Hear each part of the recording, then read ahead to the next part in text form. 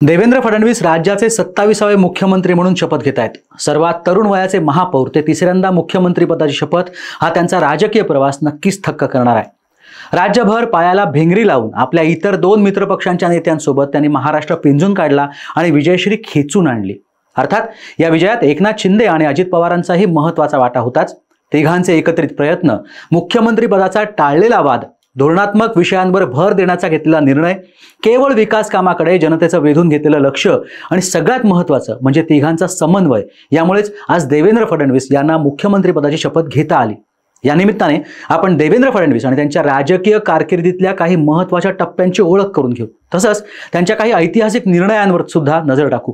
देवेंद्र फडणवीस यांचा पुढचा 5 वर्षाचा कार्यकाळ कसा असेल, ते मुख्यमंत्रीपदाची 5 वर्ष पूर्ण करतील की त्याआधीच त्यांना केंद्रात बोलावलं जाईल, त्यांच्या नेतृत्वात महाराष्ट्राच्या विकासाची दिशा कशी असेल आणि कोणकोणते महत्त्वाचे निर्णय त्यांच्याकडून अपेक्षित आहेत, याबद्दल तुम्ही सुद्धा आपलं मत नक्की व्यक्त करा।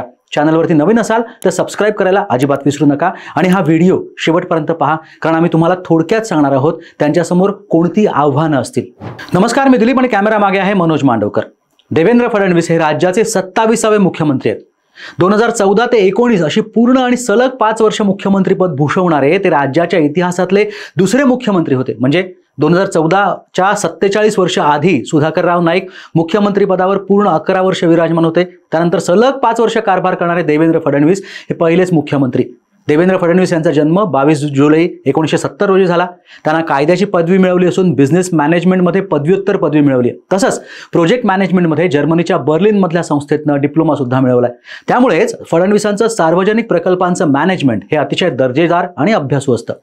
जलयुक्त शिवार योजना असो की समृद्धी महामार्ग, त्यांच्या प्रोजेक्ट मॅनेजमेंटचं कसब या प्रकल्पातून झळकतं। नागपूरचे सगळ्यात तरुण महापौर परिषदेच्या अध्यक्षस्थानी सलग 2 वेळा निवडून येणारे पहिले महापौर अशीही त्यांची ओळख आहे। ते नागपूरचे महापौर झाले तेव्हा त्यांचं वय होतं अवघं 27 वर्ष। 1997 ते 2001 या काळात ते नागपूरचे महापौर होते। नागपूरचं महापौरपद यशस्वीरित्या भूषवल्यानंतर पक्षानं त्यांना आमदार म्हणून मुंबईत पाठवायचा निर्णय घेतला। त्यानुसार त्यांनी पहिल्यांदा नागपूर दक्षिण या मतदारसंघातून 1999 साली निवडणूक लढवली आणि तेव्हा ते जिंकूनही आले। तेव्हापासून ते आजतागायत त्यांनी सलग 6 वेळा निवडणूक जिंकली। 2014 मध्ये भाजप आणि शिवसेना हे वेगवेगळे लढले, तरीही भाजपला सगळ्यात जास्त जागा मिळाल्यामुळे त्यांनाच मुख्यमंत्री पदावर नियुक्त करण्यात आलं। त्याआधी ते राज्याचे भाजप प्रदेश अध्यक्ष होते।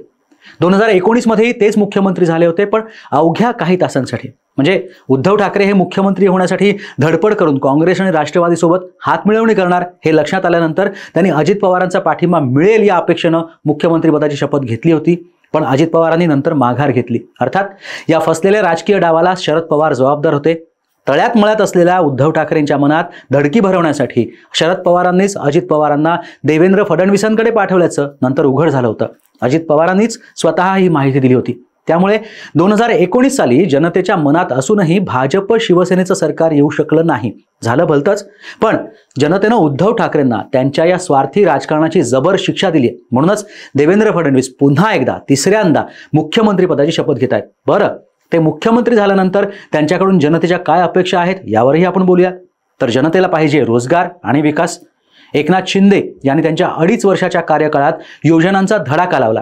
शासन आपल्या दारी या योजनेच्या माध्यमातून या योजनेचा लाभ प्रत्यक्ष जनतेला होईल असं पाहिलं गेलं। आता यापुढेही अशाच नाविन्यपूर्ण कल्पनांची देवेंद्र फडणवीसांकडून अपेक्षा आहे। खरं तर प्रत्येक सरकार जनतेच्या कल्याणासाठी योजना जाहीर करत असतं, माशी शिंकते ती त्याच्या अंमलबजावणीत। त्यामुळे आता एकनाथ शिंदेंप्रमाणेच देवेंद्र फडणवीसही योजनांची अंमलबजावणी नीट होते की नाही हे पाहतील अशी आशा आहे। याशिवाय आधुनिक तंत्रज्ञानाची त्यांना चांगली जाण असल्यामुळे ते कृत्रिम बुद्धिमत्तेचा वापर प्रत्यक्ष प्रशासनात करतील आणि सरकारी योजनेचा लाभ खऱ्या लाभार्थ्यापर्यंत पोहोचेल अशीही अपेक्षा आहे। याशिवाय शक्तीपीठ महामार्गाच्या आरेखनात बदल करून शेतकऱ्यांचा विरोध कसा मावळेल आणि हा प्रकल्प यशस्वी करून राज्यात द्रुतगती महामार्गाचं जाळं निर्माण करण्याचा प्रयत्न ते करतील।